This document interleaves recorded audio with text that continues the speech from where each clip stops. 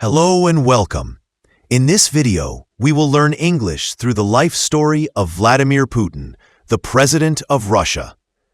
You will hear about his childhood, his time as a KGB agent, his rise to power, and his life today, all in clear and simple English.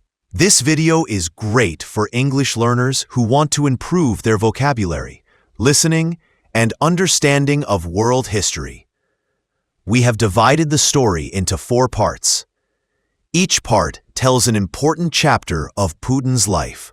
We use easy words and short sentences so you can follow along, even if you're a beginner or intermediate learner. While you listen, try to focus on new words and phrases. You can pause, repeat, and take notes. Learning through real stories makes language more interesting and easier to remember. Are you ready? Let's begin the story of Vladimir Putin, from a young boy in Leningrad to one of the most powerful leaders in the world. Early life and education. Vladimir Putin was born on October 7, 1952, in Leningrad, which is now called St. Petersburg, Russia. His childhood was not easy. He was the 3rd son in his family, but his 2 older brothers died when they were young, one during infancy and the one during World War II. His parents were simple and hardworking. His father, Vladimir Spiridonovich, worked in a factory and also served in the Soviet Navy. His mother, Maria Ivanovna, was a factory worker too. Putin grew up in a poor neighborhood in a communal apartment shared with other families. He lived in a small room with his parents. Life was tough, and the building they lived in did not have many comforts. As a child, Putin liked adventure stories and spy novels. He also loved animals, especially dogs. In school, Putin was not a top student at first. He often got into fights and caused trouble. But by the 5th grade, he started taking school more seriously. He became very interested in martial arts, especially judo and sambo, a Russian fighting sport. He began training and became very good at them. These sports helped him become more disciplined and focused. At the age of 16, he decided he wanted to work for the KGB, the Soviet Union's main security and intelligence agency. This was a dream for him because he saw it as exciting and patriotic. To reach his goal, he worked hard in school and improved his grades. In 1970, he entered Leningrad State University to study law. While at university, he joined the Communist Party and met some important people, including Anatoly Sobchak, who would later play a big role in his life. Putin graduated in 1975 with a law degree and joined the KGB right after. His childhood dream had come true. KGB career and political beginnings. After graduating from Leningrad State University in 1975, Vladimir Putin joined the KGB, the Soviet Union's intelligence and secret police service. He started his training at the KGB's elite school in Moscow, where he learned espionage skills, surveillance techniques, and foreign languages. He was trained to be a spy, something he had dreamed of since childhood. In the early years of his career, Putin worked in counterintelligence in Leningrad. He was responsible for watching foreigners and making sure they did not spy on the Soviet Union. Later, he was sent abroad for an important assignment. From 1985 to 1990, he in in East Germany, in the city of Dresden. He used a fake identity as a translator and collected information for the KGB. He lived quietly with his wife Ludmila and their young daughters during that time. Putin's time in Germany was not very exciting compared to the spy movies he liked. Most of his work involved paperwork and observing people. However, he was known for being quiet, professional, and loyal. He became fluent in German and learned how to keep a low profile. In 1990, when the Berlin Wall fell and the Soviet Union was collapsing, Putin returned to Leningrad. He left the KGB in 1991 with the rank of lieutenant colonel. The Soviet Union officially ended that year, and a new Russia was being formed. This was a time of great change and uncertainty. Back in Leningrad, Putin began working at his old university in the International Affairs Department. He soon reconnected with Anatoly Sobchak, one of his former professors who had become the mayor of Leningrad, St. Petersburg. Sobchak hired Putin as an advisor and later made him head of the city's Committee for External Relations. In this new role, Putin helped bring foreign investment into the city. He also oversaw important projects and built relationships with powerful business people. Many people say this is when Putin learned how to manage politics and build influence. He quickly earned a reputation as a hard-working, loyal, and efficient administrator. He was quiet, avoided the spotlight, but got results. In the mid-1990s, as Mayor Sobchak lost power, Putin's role also became uncertain. But his skills and connections brought him to the attention of national leaders in Moscow. In 1996, Putin moved to Moscow and began working in the Kremlin, the center of Russian government. He held several positions, including Deputy Chief of the Presidential Administration and Head of the Federal Security Service, FSB, the successor to the KGB. He was rising fast in the world of Russian politics. In 1999, President Boris Yeltsin appointed him as prime minister. Yeltsin trusted Putin and saw him as a strong and loyal leader. When Yeltsin suddenly resigned on December 31, 1999, Putin became the acting president of Russia. He was now the leader of one of the most powerful countries in the world. The presidency and power. When Vladimir Putin became acting president of Russia on December 31, 1999, many Russians didn't know much about him. He was quiet and serious, not very emotional. But the country was in crisis. Russia's economy was weak, corruption was everywhere, and people had lost trust in government.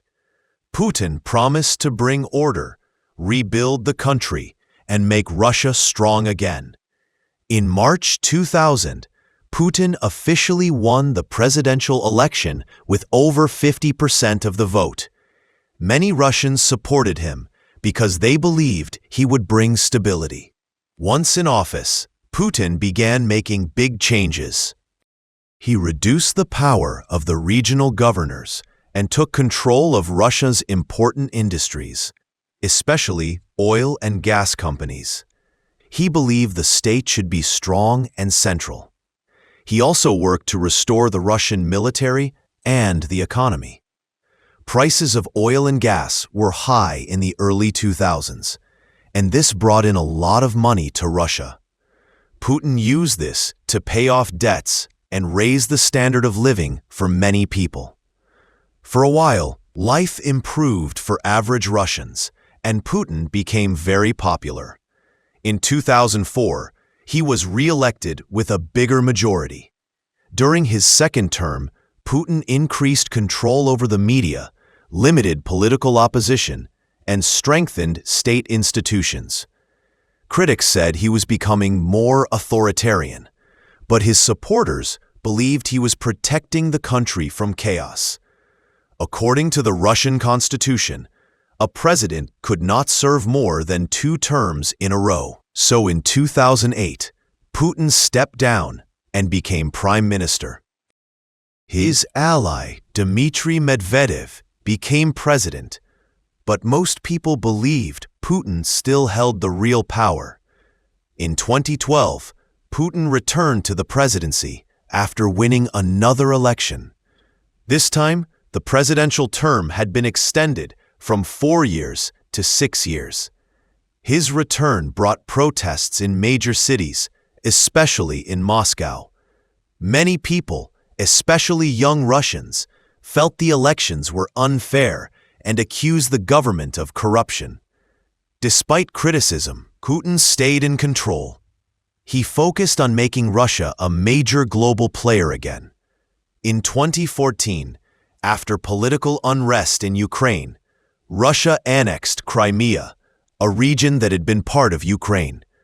This move was very popular in Russia, but Western countries strongly opposed it. The United States and the European Union placed sanctions on Russia, and relations between Russia and the West worsened. From 2014 onward, Putin began building stronger relationships with countries like China, Iran, and others that were not aligned with the West. He promoted Russian nationalism, traditional values, and military strength. In 2018, he was re-elected again. During this term, he changed the Russian constitution through a national referendum. One of the changes allowed him to run for 2 more terms, meaning he could stay in power until 2036 if re-elected. Critics said this was a step toward dictatorship, but supporters argued that Russia needed a strong and experienced leader. Under Putin, Russia continued to play an aggressive role in international politics. In 2022, he made a major decision that shocked the world. He ordered a full-scale invasion of Ukraine. This led to a bloody war, thousands of deaths, and even stronger global sanctions against Russia.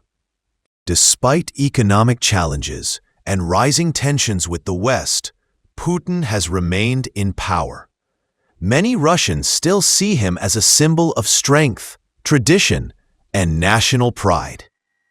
Personal life, leadership style, and present day. While Vladimir Putin is one of the most well-known leaders in the world, his personal life remains very private. He married Lyudmila Shkrebneva in 1983. She was a flight attendant before they got married. The couple had 2 daughters, Maria, born in 1985, and Yekaterina, born in 1986. Putin has kept their lives away from the public. Very little is known about them, and they are rarely seen in public. In 2013, Putin and Lyudmila announced their divorce. They said it was a mutual decision and that they had grown apart. Since then, Putin has not remarried, and there have been many rumors about his relationships, but he never speaks about them. Putin enjoys sports and staying fit. He practices judo, rides horses, swims, and is often photographed doing outdoor activities like fishing and hunting. These photos are part of his public image as a strong, masculine leader. He also loves animals and often appears with dogs and wild animals in the media. Putin is known for being calm, disciplined, and calculated. He rarely shows strong emotions in public. He speaks slowly and carefully, always thinking before he talks. People who work with him describe him as very focused, hardworking, and detail-oriented. He wakes up late, works long hours, and often reads detailed reports into the night. As a leader, Putin believes in a strong central government. He does not support Western-style democracy. He thinks that Russia needs a unique political system that fits its history and culture. He often speaks about restoring Russia's greatness and protecting its traditions from foreign influence. He does not tolerate much opposition. Many of his critics, including journalists and political activists, have been arrested, forced to leave the country, or even died under mysterious conditions.